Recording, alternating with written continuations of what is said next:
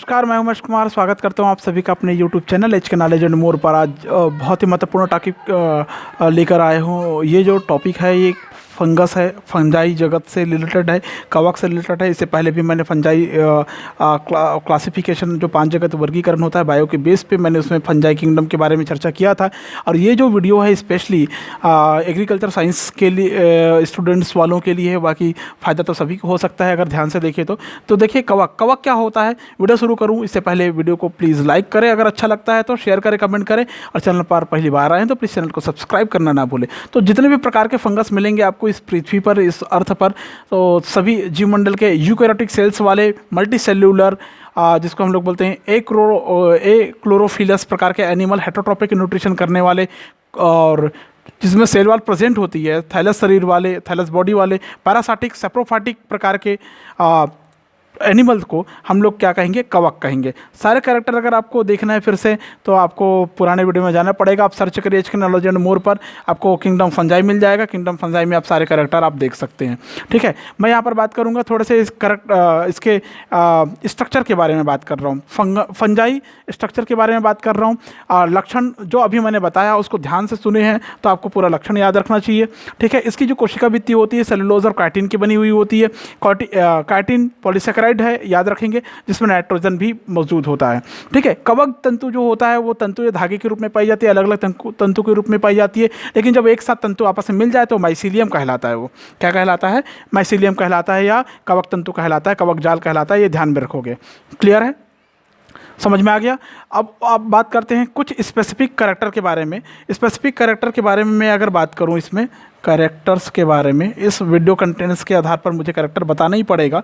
ठीक है, तो क्या क्या कैरेक्टर इसमें बनते हैं देख लीजिए फटाफट आप लोग। ठीक है, इनके जो एनिमल्स होते हैं वो मल्टी सेल्यूलर होते हैं। कैसे होते हैं? मल्टी सेल्यूलर होते हैं। ठीक है, हेटरोट्रॉपिक होते हैं, हेटरोट्रॉपिक न्यूट्रिशन करने वाले होते हैं, हेटरोट्रॉपिक न्यूट्रिशन करने वाले एनिमल के रूप में होते हैं।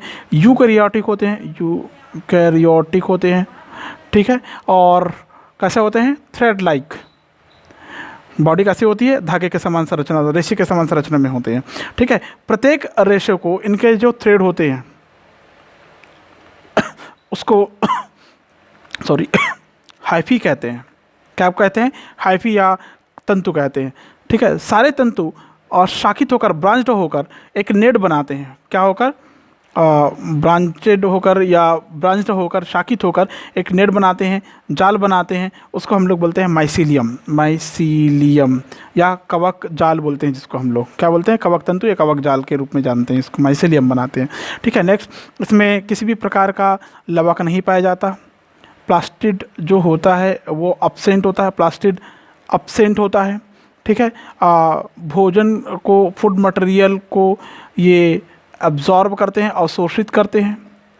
ठीक है, जैसे पेड़ पौधे करते हैं। भोजन को जो संचय होता है वो ग्लाइकोजन के रूप में और ऑयल ड्रॉप के रूप में करते हैं, ऑयल ड्रॉप के रूप में करते हैं। नेक्स्ट इसमें आता है एसेक्सुअल और asexual, asexual and sexual reproduction के द्वारा ये अपनी संतति को बनाए रखता है। प्रजनन की प्रक्रिया इस प्रकार से होती है। और नेक्स्ट कैरेक्टर इसमें होता है, इसमें जो कवक होते हैं वो पट्ट विहीन होते हैं, एसेप्टेट होते हैं। एसेप्टेट मतलब पट रहित हो सकते हैं। ये किसी में पट भी पाया जाता है, याद रखना। एसेप्टेट हो सकते हैं मतलब कवकों के जो जंतु होते हैं पट विहीन हो सकते हैं, और किसी में या सेप्टेट भी हो सकते हैं, याद रखेंगे। पट भी आपको देखने को मिल सकता है। ठीक है, ये बहु केंद्र की हो सकते हैं, मल्टी न्यूक्लियस इसमें प्रेजेंट हो सकते हैं, याद रखेंगे। ठीक है, समझ में आ गया। ये सारे कैरेक्टर है जो सिंपल, इसको आप इसका साइलेंट फीचर्स भी कह सकते हैं, स्पेशल कैरेक्टर भी कह सकते हैं, विशिष्ट लक्षण भी कह सकते हैं। ठीक है, इसको अच्छे से तैयार कर लेंगे आप लोग, एग्जाम के दृष्टिकोण से बहुत महत्वपूर्ण है। ठीक है, ये जो फंगस होता है ये सर्वव्यापी होते हैं, हर जगह मिलेंगे आपको, जल स्थल वायु तीनों पर मिलेंगे। पैरासाइट और कैरेक्टर इसमें नोट करा देता हूँ। ये जो होते हैं, ये पैरासाइटिक नेचर के होते हैं, सेप्रोफाइट भी हो सकते हैं, सेप्रोफाइटिक नेचर के भी हो सकते हैं। ठीक है, और आप कहें तो एक बोलते हैं ना कि मृतोपजीवी, ये हो गए मृतोपजीवी। अब होता है सिम्बायोटिक के रूप में भी हो सकता है, सिम्बायोटिक या सहजीवी रूप में भी हो सकता है। ठीक है, इसका एग्जाम्पल होता है लाइकेन। ठीक है, इसका एग्जाम्पल आर्थिक महत्व में बताऊंगा मैं। ठीक है, परजीवी तो बहुत सारे होते हैं। ठीक है, स्ट्रक्चर के बारे में बात करते हैं अब थोड़ा सा। स्ट्रक्चर कैसे दिखाई देता है, देखिए स्ट्रक्चर में जब हम लोग जाते हैं तो आपको क्या क्या दिखाई देता है। एक कवक तंतु में क्या क्या दिखाई देगा। एक कवक तंतु होता है जो एसेप्टेड होता है, ये इस प्रकार का आप बना सकते हैं, ये इस प्रकार के स्ट्रक्चर में। ठीक है, इसमें कुछ वैक्यूल दिखाई देंगे। क्या दिखाई देंगे, वैक्यूल दिखाई देंगे। ये जो कवक तंतु मैंने बनाया है ये एसेप्टेड है, एसेप्टेड है, मतलब इसमें सेप्ट नहीं है, सेप्टम नहीं है। ठीक है, और दूसरा कवक तंतु आप देख लीजिए। ठीक है, ये सेप्टेड दिखाई देगा आपको इस प्रकार का।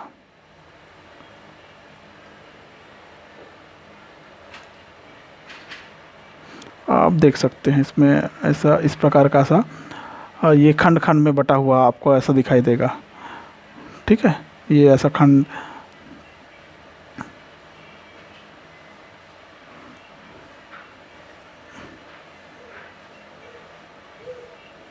ये सेप्टेड। ठीक है, तो ये क्या है, सेप्टेड, सेप्टम बोलते हैं इसको, पट बोलते हैं। क्या बोलते हैं, सेप्टम या पट बोलते हैं। और बाकी जो दिखाई दे रही है क्या है, न्यूक्ली है ये, और ये इसको एक साथ में लिख रहा हूँ, न्यूक्ली। क्या है, न्यूक्ली है। ठीक है, और कुछ खाली जो दिखाई देता है ये क्या है, वैक्यूल्स है। क्या है, वैक्यूल्स है। क्लियर है, तो ये हो गया एसेप्टेड, पटहीन, और ये होता है पट रहित होता है। लेकिन जब हम इसका अल्ट्रा स्ट्रक्चर देखते हैं तो हमको क्या दिखाई देते हैं, अब ध्यान में रखना। इसका जब अल्ट्रा स्ट्रक्चर देखते हैं कवक तंतु का तो आपको दिखाई देगा चारों तरफ एक सेल वॉल दिखाई देगा। ठीक है, क्या दिखाई देगा, एक कोशिका भित्ति के समान संरचना दिखाई देगी। उसके अंदर आपको जो कोशिका भित्ति होगा माइक्रोफाइब्रिलर सेल वॉल होगा। ठीक है, माइटोकॉन्ड्रिया उसमें प्रेजेंट होंगे, गोल्जी अपैरेटस होगा, न्यूक्लियर मेम्ब्रेन प्रेजेंट होगा न्यूक्लियस के चारों तरफ, लिपिड ग्रेन्यूल्स हो सकते हैं, लाइसोसोम होगा उसमें, लोमोसोम्स बोलते हैं जिसको हम लोग, वो भी प्रेजेंट होगा इसमें। ठीक है, न्यूक्लियर पोर इसमें प्रेजेंट होगा, एंडोप्लाज्मिक रेटिकुलम इसमें प्रेजेंट होता है अगर अल्ट्रा स्ट्रक्चर आप देखते हैं तो। क्लियर है, अल्ट्रा स्ट्रक्चर मैं यहाँ पर नहीं बता रहा हूँ आपको। अल्ट्रा स्ट्रक्चर टाइम है क्या मेरे पास, यस है, मैं बता देता हूँ अल्ट्रा स्ट्रक्चर। ये देखो, अल्ट्रा स्ट्रक्चर के बारे में मैं बोल रहा था, मेरे को लगा टाइम नहीं होगा, तो टाइम है हमारे पास तो बना देते हैं। देखिए, ये इस प्रकार का ऐसा एक तंतु बन गया। अल्ट्रा स्ट्रक्चर कैसे दिखाई देता है देखिए। ठीक है, तो ये ऐसा बटा हुआ रहता है चारों तरफ इस प्रकार का, ये ऐसा बटा हुआ रहता है। देखिए, ध्यान से देखिए इसको। ठीक है, ये जो स्ट्रक्चर है यहाँ पर, ये लोमोसोम्स बोलते हैं इसको, लोमोसोम्स कहेंगे इसको। ठीक है, और यहाँ पर कई केंद्रक मिलेंगे, बहु केंद्रक ही होंगे। एक न्यूक्लियस, ठीक है, चारों तरफ ऐसा न्यूक्लियर मेम्ब्रेन आपको ऐसा दिखाई देगा। ठीक है, फिर एक केंद्रक, यहाँ पर ऐसा न्यूक्लियर मेम्ब्रेन आपको ऐसा दिखाई देगा चारों तरफ। ठीक है, ये एक केंद्रक, यहाँ पर ऐसा न्यूक्लियर मेम्ब्रेन दिखाई देगा चारों तरफ। न्यूक्लियर पोर, मतलब मेम्ब्रेन के बीच में जो छिद्र है, न्यूक्लियर पोर। ठीक है, तो मैं एक ही में नाम लिख रहा हूँ। ये जो दिखाई दे रही है पूरी संरचना, ये है न्यूक्लियस, ये है न्यूक्लियर मेम्ब्रेन, न्यूक्लियर मेम्ब्रेन। ठीक है, इसका नाम मैंने बताया था माइक्रोफाइब्रिलर सेल वॉल। ठीक है, सेल वॉल। ठीक है, न्यूक्लियर मेम्ब्रेन समझ में आ गया। और ऐसे और कुछ दाने होंगे, ग्रेन्यूल्स होंगे, इसको हम लोग बोलते हैं क्या बोलते हैं, लिपिड ग्रेन्यूल के रूप में हो सकते हैं, लिपिड ग्रेन्यूल्स। ठीक है, लिपिड ग्रेन्यूल्स के रूप में होते हैं। ठीक है, इसमें गोल्जी अपैरेटस इस प्रकार से आपको देखने को मिल सकता है। ऐसे क्या बोलते हैं इसको, गोल्जी अपैरेटस, गोल्जी उपकरण बोलते हैं जिसको आप लोग। गोल्जी कॉम्प्लेक्स भी इसका नाम है, ध्यान रखेंगे आप लोग। ठीक है, तो न्यूक्लियस के अंदर कभी कभी एक और न्यूक्लियस दिखाई देता है। ठीक है, जैसे ये न्यूक्लियस मैंने बताया, इसका अगर ये ऐसा बना देता हूँ इसको। ठीक है, ठीक है, तो एक हो गया न्यूक्लियस, ये बाहर वाला न्यूक्लियस। ठीक है, इसके अंदर जो दिखाई दे रहा है ये होता है न्यूक्लियोलस, केंद्रिका बोलते हैं इसको, केंद्रिका। क्लियर है, एंडोप्लाज्मिक रेटिकुलम भी इसमें आपको देखने को मिल सकता है इस प्रकार का। जो रफनेस एंड देन खुरदुरे दोनों प्रकार के स्ट्रक्चर में आपको दिखाई देगा। अनेक फाइब्रिलर तंतु के रूप में ये ऐसा कन्वर्ट रहेगा। बहुत सारे उपकरण आपको इसमें देखने को मिल सकते हैं। ठीक है, इसमें मैंने बताया था माइटोकॉन्ड्रिया भी प्रेजेंट होता है। तो माइटोकॉन्ड्रिया, ये इस प्रकार का माइटोकॉन्ड्रिया इसमें प्रेजेंट होता है। ये है माइटोकॉन्ड्रिया। ठीक है, ये किसी में ऐसा क्या बोलते हैं इसको, ये एंडोप्लाज्मिक रेटिकुलम ER बोलते हैं इसको, अंतःप्रद्रव्य जालिका। ठीक है, दो प्रकार के होते हैं ये, स्मूथ वाला और रफनेस वाला, चिकने और खुरदुरे दोनों प्रकार के हो सकते हैं। क्लियर है। तो ये एक अल्ट्रा स्ट्रक्चर हो गया, एक कवक तंतु की परासंरचना हो गया। इसको ध्यान से आप तैयार कर लेंगे, बड़े काम की चीज़ है ये, आपको पता होना चाहिए। इसके बाद मैं बात करता हूँ इसके इकोनॉमिकल इंपॉर्टेंस के बारे में। ठीक है, कवक तंतु के महत्व के बारे में बात करता हूँ। कवक तंतु के महत्व के बारे में जब भी हम बात करते हैं तो हमको पता होना चाहिए कवक से हमको कई प्रकार के लाभ होता है तो कई प्रकार की हानि होती है। ठीक है, तो इन शॉर्ट में मैं बात करूंगा इसके इम्पोर्टेंस के बारे में, इसके महत्व के बारे में। तो इकोनॉमिकल जो इम्पोर्टेंस है वो दो भागों में बांटेंगे। सबसे पहले हम लोग लिखेंगे बेनिफिट्स, या जिसको हम लोग बोलते हैं यूज़फुल एक्टिविटीज़ बोल सकते हैं आप। बेनिफिट्स क्या क्या लाभ हैं, देखिए क्या क्या लाभ हैं इससे। ठीक है, कुछ प्रजाति होती है कवक की जिसका उपयोग हम भोजन के रूप में करते हैं। किस रूप में करते हैं? एज फूड, भोजन के रूप में करते हैं। कुछ जैसे मॉर्चेला है, क्लेवेसिया है, रेमेरिया है, एगेरिकस लाइकोपॉर्डन है, उन सब का प्रयोग हम लोग भोजन के रूप में करते हैं। ठीक है, गुच्छी कहकर एस्कोमैसिटीज खाने के काम आता है। आप देखे होंगे छत्र के रूप में होता है एगेरिकस। ठीक है, एक एगेरिकस तो देखे ही होंगे ना आप लोग, मशरूम जो फैला हुआ आता है, अभी आएगा दशहरा के टर्म, आप लोग देख लेना। ठीक है, नेक्स्ट होता है एज मेडिसिन्स के रूप में। ठीक है, कई प्रकार की मेडिसिन्स इससे प्राप्त की जाती है। मेडिसिन इससे प्राप्त की जाती है। कई प्रकार के एंटीबायोटिक्स का फॉर्मेशन किया जाता है। किसका फॉर्मेशन किया जाता है? एंटीबायोटिक्स का फॉर्मेशन किया जाता है। एंटीबायोटिक्स में आता है पेनिसिलिन नामक एंटीबायोटिक्स का फॉर्मेशन किया जाता है। पेनिसिलिन नोटेटम की कई जातियां हैं। प्यूबेरिक एसिड का फॉर्मेशन किया जाता है पेनिसिलिन प्यूबेरिलम के द्वारा। ग्रेसियो प्यूलिविन का फॉर्मेशन किया जाता है पेनिसिलियम ग्रेसियोप्लेविन के द्वारा। जैसे बहुत सारे पेनिसिलिन का आविष्कार किया जाता है, बहुत सारे एंटीबायोटिक्स का फॉर्मेशन किया जाता है। फर्टिलिटी ऑफ सॉइल के लिए किया जाता है। फर्टिलिटी ऑफ सॉइल मतलब मृदा की उपजाऊ क्षमता को बढ़ाने के लिए इसका उपयोग करते हैं, क्योंकि इसको हम लोग पदार्थों के चक्रीकरण में भी इसकी भूमिका निभाते हैं। ऐसा पढ़े हैं शुरू में, पदार्थों के चक्रीकरण करता है, पुनः चक्रीकरण करके भूमि को उपजाऊ बना देता है। ठीक है, इंडस्ट्री में अलग अलग प्रकार के ये कार्य करते, जैसे बेकरी में वो स्पंज, जो ब्रेड बनता है ना, उसमें स्पंज लाने के लिए, वाइन फैक्ट्री में वाइन का फॉर्मेशन करने के लिए जैमीज वगैरह एंजाइम का उत्पादन करके करते हैं। केमिकल इंडस्ट्री में क्या करते हैं? कई प्रकार के केमिकल का फॉर्मेशन करने, कई प्रकार के एसिड, कई प्रकार के केमिकल बनाने में इसका उपयोग करते हैं। पनीर फैक्ट्री में क्या करते हैं? पनीर को उत्पादन करने के लिए करते हैं, एंजाइम्स को उत्पादन करने के लिए करते हैं, हार्मोन्स का उत्पादन करने के लिए करते हैं। ठीक है, इसमें अलग से आप नोट कर सकते हैं, हार्मोन्स के फॉर्मेशन के लिए इसका उपयोग करते हैं। ठीक है, कई प्रकार के, जैसे जिब्रेला फ्यूजिकोराई नामक कवक से जिब्रेलिन नामक हार्मोन्स, प्लांट हार्मोन्स प्राप्त की जाती है। आपको पता है जिब्रेलिन हार्मोन के बारे में, चूँकि एग्रीकल्चर वाले हैं तो ज़्यादा अच्छे से पता होगा। ठीक है, वायु को प्यूरिफिकेशन करने में काफ़ी उपयोगी, प्यूरिफिकेशन ऑफ एयर मतलब वायु मतलब वातावरण को शुद्ध करने में, ह्यूमस में बदलकर वातावरण को शुद्ध करता है, किण्वित करके।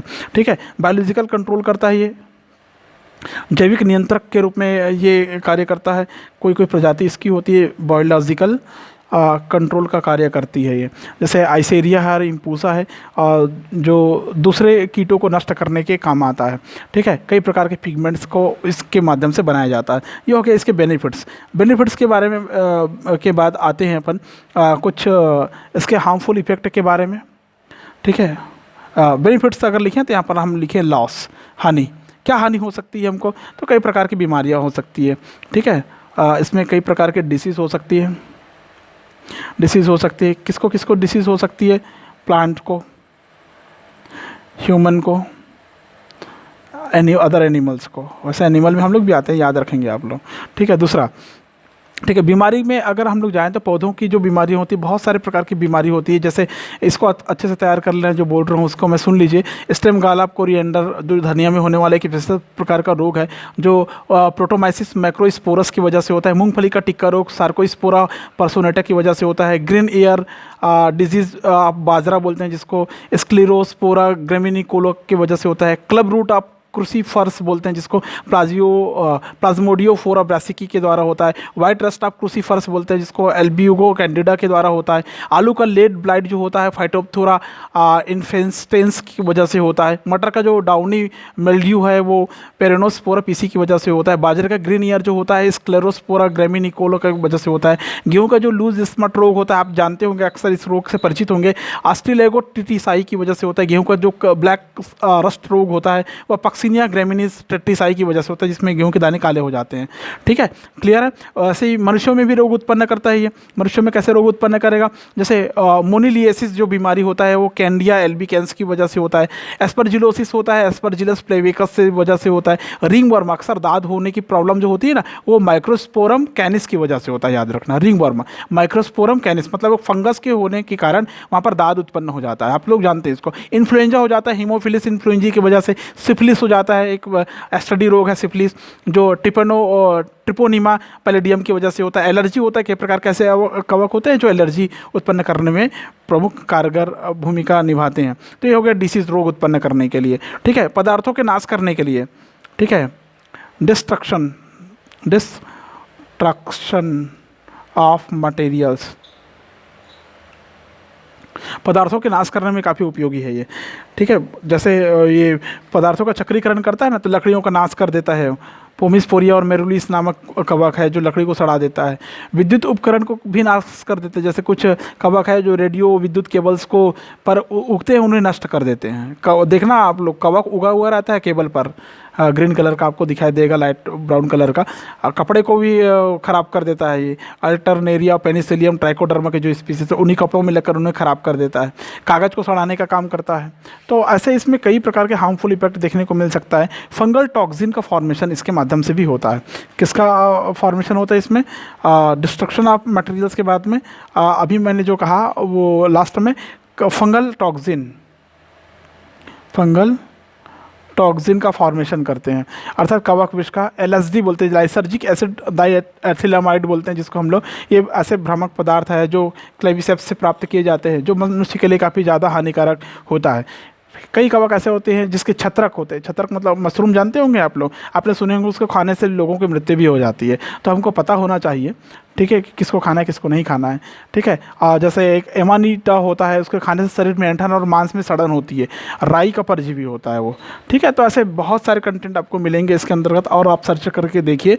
इस वीडियो में मैं इतना ही बता रहा हूँ। वीडियो पसंद आए तो प्लीज़ वीडियो को लाइक करें, शेयर करें, कमेंट करें, और चैनल पर पहली बार आए तो प्लीज़ चैनल को सब्सक्राइब करें ताकि नए वीडियो आपको तुरंत प्राप्त हो। ठीक है, इस वीडियो में इतना ही। Thank you so much.